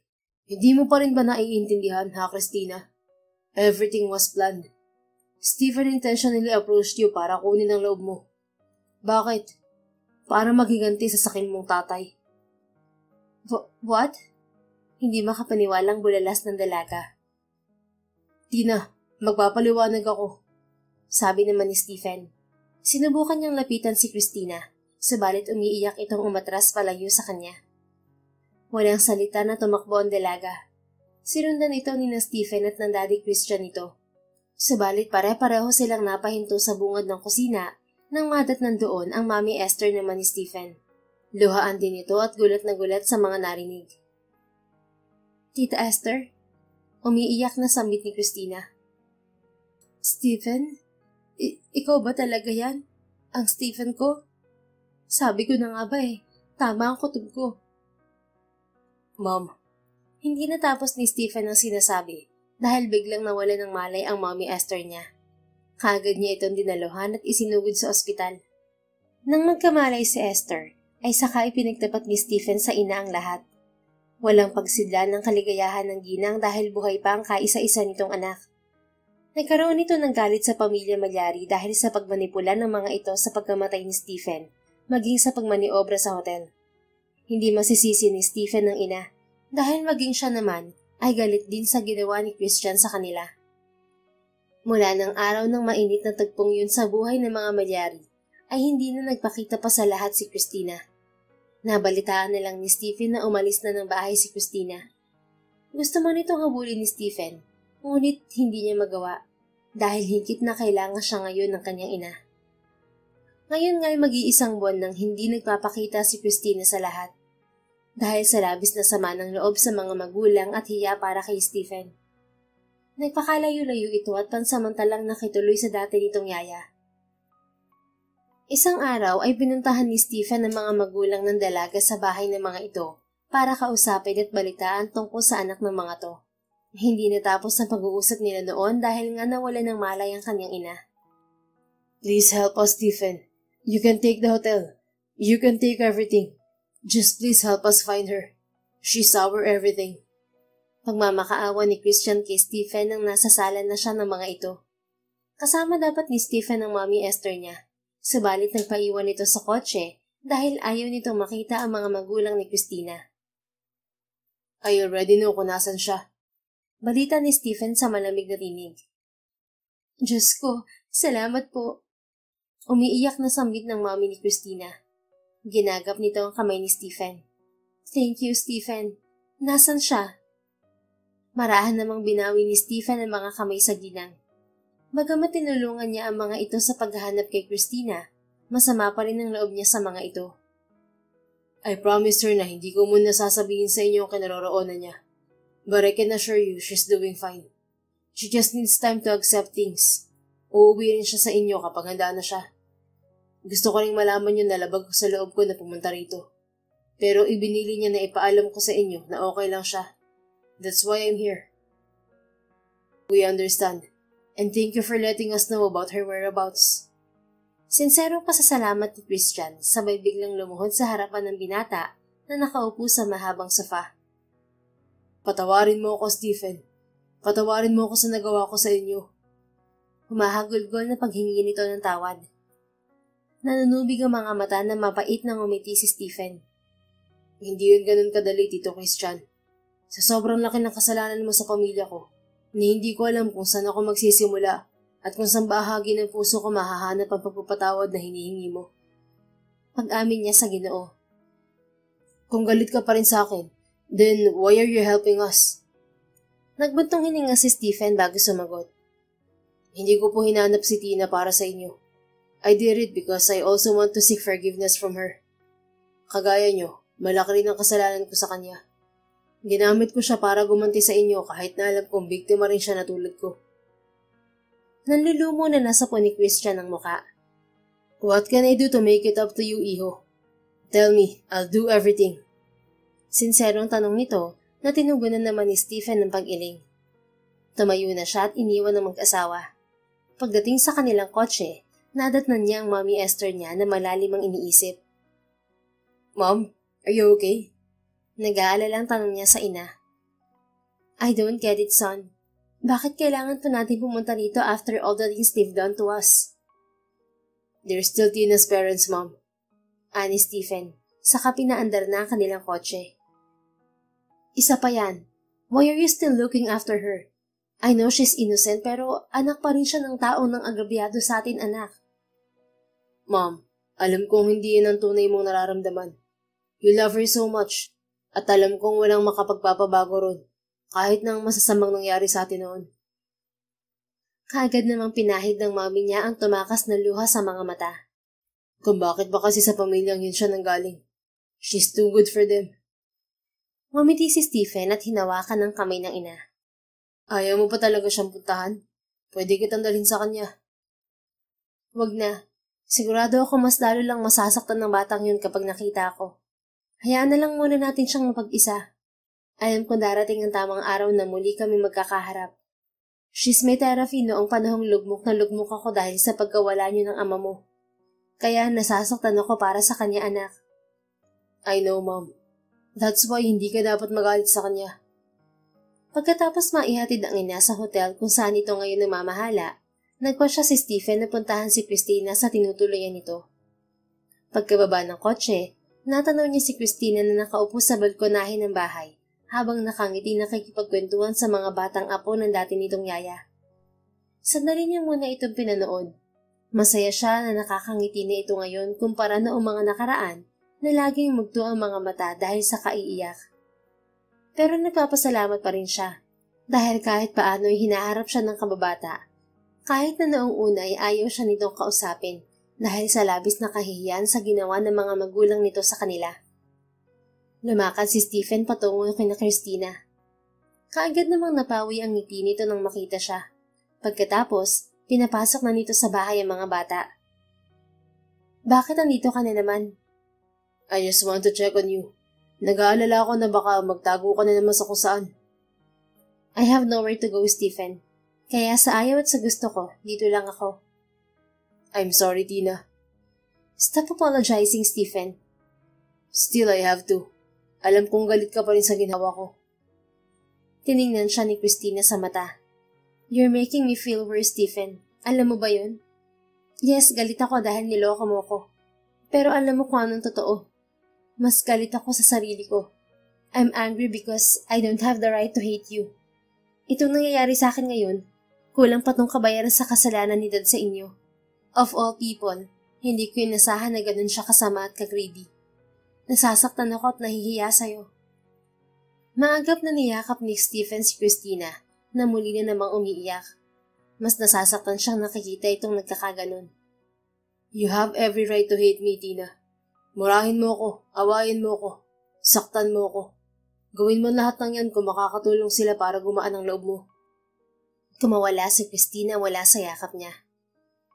Walang kahit anong bagay makapagpapagaan ng loob ko ngayon, Stephen. I'm sad. I'm mad. Pakiramdam ko sa sabog ng ulo ko sa mga nangyayari. Higit sa lahat, ito. Di naman ni Christina ang tapat ng kanyang puso. Ayoko nang nararamdaman ko, Stephen. Ang sakit-sakit eh. Kahit anong gawin ko, hindi siya nawawala. Sa tuwing naaalala ko kayo ni tita, sa tuwing nakikita kita, parang dinudurog ng pino ang puso ko. Kaya mas mabuti pang huwag ka nalang bumalik dito. Hindi na rin napigilan ni Stephen ang mapaluha dahil katulad lamang ng nararamdaman ni Christina ang nararamdaman niya. Naiintindihan kita. Kasi yan din ang nararamdaman ko. Pero huwag kang mag-alala, Tina. Alam ko kung paano maiibsan yung nararamdaman mo. Napakunot ng noo si Christina at nagtatanong ang mga mata na tinitigan siya lalo. Aalis na kami ni na mama at nanay sa susunod na linggo. You don't have to worry anymore kasi hindi mo na kami makikita mula ngayon. Alam kong ang paglayo namin ang makapagbibigay sa'yo ng peace of mind. At alam kong kahit paano, mababawasan ng galit yun sa puso mo kapag wala na kami. Mas lalong napakunot ng noo si Christina. Do you honestly think that would make me feel better? Bakit kailangan kayong lumayo? Kami itong nagkasala sa inyo. No, you don't understand, Tina. Matagal ko ng plano to bago pa malaman ni Mami ang lahat. Handa na ako noon nakalimutan ng galit ko sa tatay mo at ipaubaya sa iyo ang hotel. Pero nagkataon na nanggulo si Clifford kaya nagulo ang lahat. And now, I decided na ituloy na ang plano ko. Babalik kami ni Nanay Teresa sa isla kasama na si Mami. Hindi ko siya pwedeng iwan mag-isa dito sa Manila. Sa isla? But what about the hotel? Paano na yun kung wala kayo ni Tita Esther? You're still the CEO of Regal, Tina. I don't understand, Stephen. Mom and I decided na ibenta sa iyo ang shares namin sa hotel. Mas mapapanatag kami kung sa'yo ito mapupunta. But Stephen, kung papayag ka sa offer namin, gagamitin namin ang pera sa pagpapatayo ng paaralan doon sa isla kung saan ako nanirahan pagkatapos ng trahedya sa barko. Matagal ko ng pangarap yun para sa mga bata rin sa amin. Babalik na ulit ako sa pagtuturo. Mas lalo namang binalot ng luha ang mga mata ni Christina. Pangarap ba talaga? Or are you just making that as an excuse para lang hindi kita makita? Malungkot ang ngiti na pinahid ni Stephen ng luha ni Christina. Para sa parehong rason. Sagot niya dahilan para mas lalong umiyak si Christina. I love you, Tina. But we both know we can't be together. Hindi pa, hanggat hindi pa rin naghihilom ng mga sugat sa puso natin. Patawad kasi hindi ko pa kayang patawarin si Tito Christian. If I stay, we'll keep hurting each other more. We might end up hating each other too. At ayokong mangyari yun. If we happen to see each other again, gusto ko na magagawa pa rin nating batiin at ngitian ng isa't isa. Just like the old days. Sa lalim ng mga sugat natin, paano ka nakakasiguro na magiging maayos tayo sa huli, Stephen? Sigurado ako, kasi mahal kita. This love between us will eventually heal these wounds hovering inside our hearts. Sabi ni Stephen, saka hinalikan sa noo si Christina.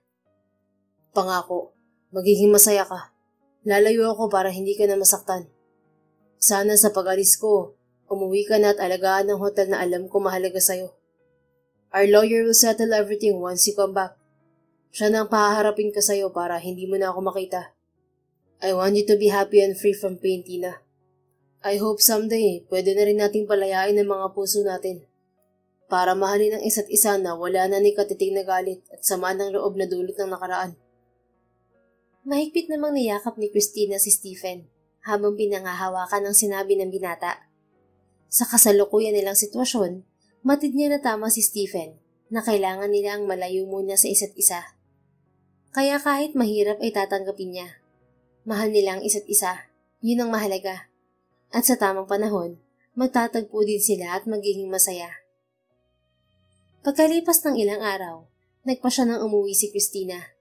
Labis-labis ang paghingi ng tawad ng kanyang mga magulang. Higit na ang kanyang ama. Hindi naging madali sa kanya na ibalik sa dati ang lahat. Subalit dahil sa pagmamahal niya sa mga magulang at nakitang pagsisisi ng mga ito, kusa rin nagbukas ang kanyang puso na patawarin ng mga to. Pinaalam din niya sa mga magulang ang naging pag-uusap nila ni Stephen tungkol sa pagbebenta nito ng shares sa kanya. Samang-ayon naman ang mga magulang niya at mabilis nilang nasettle ang pagbili ng shares ni Stephen at Esther. Tuluyan na rin nawala ng karapatan si Clifford sa hotel dahil si Christina na ang nagmamay-ari ng hotel. Kaya naman naging tahimik na ang lahat at maayos na ulit ang takbo ng kumpanya mula nang magbalik si Christina. Hindi na rin siya tinatawag na demonyita ng mga empleyado. Unti-unti niyang binabago ang pakikitungo ng mga ito bilang boss na may puso sa lahat. Lumipas ang 2 taon. Higit pa na umunlad ang Regal Hotel sa pangunguna ni Christina. Bagaman naging mas abala pa sa hotel, ni minsan hindi nawala sa puso't isip ni Christina si Stephen. Hindi niya maiwasang malungkot sa tuwing naaalala ang binata. Ngunit bahagyang gumagaan ng loob niya sa tuwing iniisip na para sa ikabubuti nila ang desisyon nilang maghiwalay na lamang ng landas. Why don't you give him a chance, Christina, anak? He's a decent man, at nakikita namin ng mami mo na seryoso naman siyang makipagkilala sa'yo. Sabi ni Christian kay Christina. Isang umaga habang nag-aagahan sila. Inirereto na naman kasi siya nito sa isang binata na ayaw namang pansinin ng dalaga. Ilang blind dates na ninyo ang hindi mo sinipot. Hindi ba pwedeng pagbigyan mo naman siya kahit isang beses? Kahit mamayang gabi lang, iha. Dad, ilang beses ko bang uulitin? Ayoko nga po. Sagot ni Christina. Si Stephen pa rin ang laman ng puso niya. Kaya kahit anong pilit ng kanyang ama, hindi niya ito mapagbibigyan. Mas gugustuhin pa niyang tumandang dalaga kaysa patali sa lalaking hindi niya naman kilala at lalong-lalo na sa hindi niya mahal. Inaamin niya hanggang ngayon ay umaasa pa rin siyang isang araw ay makikita niya muli si Stephen. May kakayahan man siyang puntahan ito sa isla, pero hindi niya ginagawa dahil umaasa siyang kusa ito magpapakita sa kanya para to pa rin ang pangako nito noon na palalayain na ang mga puso nila sa nakaraan. 2 taon na, pero pinapalagay pa rin ni Christina na baka hindi pa rin nawawala ang galit sa puso ni Stephen, kaya hindi pa rin ito bumabalik sa kanya. Anak, hindi ba pwedeng palayain mo na ang sarili mo sa nakaraan at magsimula ka na ng bago? Sigurado ako na yun din ang gusto ni Stephen para sa'yo. Wika naman ni Melissa, dahilan para matahimik silang tatlo. Tumikhim si Christian. Mabuti pa, ganito na lang. Sumipot ka sa blind date niyo mamaya, anak. Dad, alam mo namang may hinihintay ako, di ba? Teka, patapusin mo muna ako, anak. Sumipot ka sa date niyo mamaya. Subukan mo lang. Pagkatapos kapag hindi mo pa rin talaga siya nagustuhan, then tell him face to face na hindi ka interesado sa kanya. Para naman hindi na ulit siya mag-set ng date niyo. Kawawa rin naman, anak, umaasa na sisiputin mo palagi. Dad naman alam mo naman na busy akong tao tapos papupuntahin mo pa ako doon. Angal niya. Sweetheart, busy din ang taong yun, pero nagpipilit siyang maglaan ng oras para sa'yo. Dahil sa pagpupumilit ng ama, napilitan si Christina na pumayag sa gusto nito. Kinagabihan, pagkatapos ng trabaho sa hotel, dumiretso siya sa restaurant kung saan niya kikitain ng kanyang ka-blind date. Sasabihin lang naman niya rito na tigilan na siya nito para hindi na nito kulitin ng daddy niya na palaging i-date siya. Sa sasakyan pa lang, panay na ang pagpapractice niya ng mga linyang sasabihin para bastidin ng lalaki. I can see that you're a nice man. But I'm sorry, wala talaga sa isip ko ngayon ng... Napahinto sa pagre-recite si Christina ng kanyang pinapractice na lines nang datnan niya sa isang table ang pamilyar na bulto ng isang lalaking nakaupo roon. Bumaling sa kanya ang lalaki at nakumpirma niyang si Stephen ito. Nginitian siya nito, saka tumayo at pinaghila siya ng upuan. Have a seat. Naupo naman si Christina sa kabila ng pagkabigla. Naguguluhan niyang sinundan ng tingin si Stephen hanggang sa nakabalik na ito sa upuan nito. Stephen? Bago pa man makasagot si Stephen, nabaling ang atensyon nila sa lumapit na waiter. Nako, congrats sir. Pagkatapos ng 3 buwang pabalik-balik nyo rito, sa wakas sinupot na rin kayo ng date nyo. Matipid namang hinitian ni Stephen ang waiter. Oo nga Finally, the long sacrificial wait is over. Anito. Saka sinenyasan ito na mamaya na lamang sila o-order ng makakain. Kumusta ka? Nakangiting tanong ni Stephen kay Christina.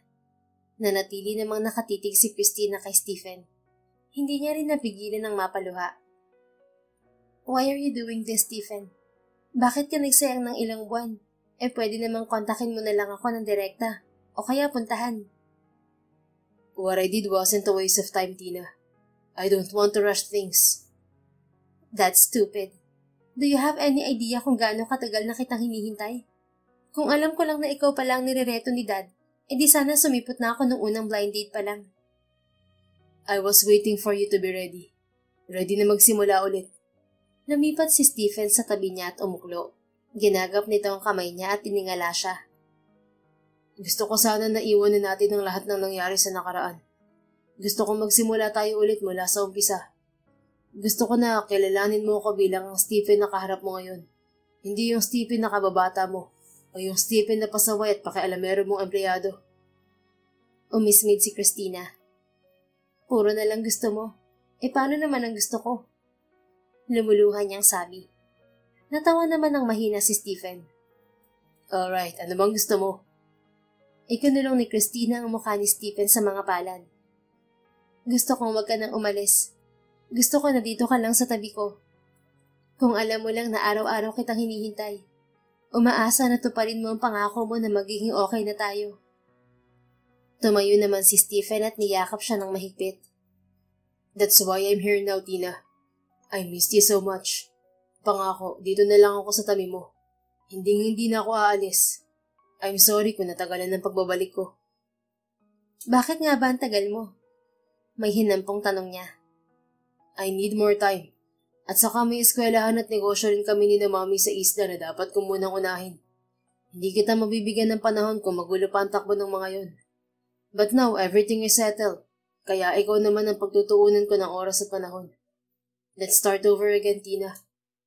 Masuyo nitong sabi na may mapungay na tingin sa dalaga. Napatawad mo na ba ako? Kami? Tumango si Stephen at ngumiti. He loves Christina anyway, and the loving heart can forgive and forget kahit gaano pa man kalalim ang sugat na ibinigay ng taong mahal mo sayo. Isa pa ay wala namang naging kasalanan si Christina. Nagkataon lamang na anak ito ng taong nanakit sa kanila noon. Kalimutan na natin ang nakaraan, Tina. Ngumiti si Christina at nagpakawala ng butil ng luha. Ito ang matagal na niyang hinihintay na marinig kay Stephen. Kaya tagal kitang hinintay, Stephen. Alam mo namang ito rin ang gusto ko. Ang makasama ka at magsimula tayong muli. Sa isang iglap, napuno ng palakpakan ng restaurant. Noon lang napansin ni Christina na mga kakilala nila ni Stephen ang mga tao sa loob ng restaurant. Hindi niya yun napansin kanina dahil si Stephen lang ang nakikita niya at nawalan siya ng pakialam sa paligid. Gusto niyo? Paano naman ang gusto namin? Biro naman ni Lilith na present doon. Ako gusto ko ng maraming apo. Hirit naman ng daddy ni Christina na may pakana ng blind date na yon. Apo agad? Angal naman ng Mami Esther ni Stephen. Gusto ko magpakasal muna sila. Natatawa namang nagkatinginan sina Christina at Stephen. Ipinahinga ni Stephen ang noo sa noo ni Christina. Paano ba yan? Alam naman natin na dapat nating sundin ang gusto ng mga nakatatanda, right? Pabirong tanong ni Stephen. Will you spend the rest of your life with me, Miss Christina Malyari? Masaya namang tumango si Christina. Of course, Mr. Stephen Madrigal. Or Alegre. Whatever your surname is. I've been waiting for this my whole life. Sasama ako sa iyo kahit saan. Dinampian niya ng mabilis na halik sa labi si Stephen. I love you so much, Stephen. Thank you for coming back. Muli, hinalikan din ni Stephen si Christina. Mahal na mahal din kita, Tina. At hindi ako magsasawa na ipaalala sa iyo yan araw-araw. I always come back to you because I love you. Nagyakap sila ng mahigpit at naglabas ng singsing ang binata mula sa bulsa nito, sabay isinuot sa palasingsingan ni Christina. Pagkatapos ay hinarap nila ang mga bisita. We're engaged! Masayang anunsyo ni Stephen sa mga kaibigan nila at pamilya. Hindi naman magkamayaw ang mga ito sa pagbati sa kanila, at gusto agad ay maganap ang kasal nila sa lalong madaling panahon. Kaya naman makalipas ang 6 na buwan ay nagpakasal agad sila. Pagkalipas ng 1 taon ay biniyayaan sila ng anak na babae. Magkatawang na nilang pinapatakbo ang hotel na nagdulot man sa kanila ng sakit sa nakaraan, ngunit hindi nila magawang alisid sa buhay nila. Dahil ang hotel na yon ang naging dahilan kaya sila nagkakilala at natutong magmahal, magalit at magpatawad. Mas pinili ni Stephen ang magpatawad kaysa maghiganti dahil alam niyang yun ang tama at makapagbibigay sa kanya ng kapayapaan. Kung hindi siya nagpatawad, baka wala siyang masayang pamilya ngayon kasama ni Christina at ng anak nila. The End. Kung nagustuhan mo ang istoryang ito, please don't forget to like, comment, and share it with your friends. Your support really makes a difference. Thank you and see you sa ating next story. Keep safe and be blessed.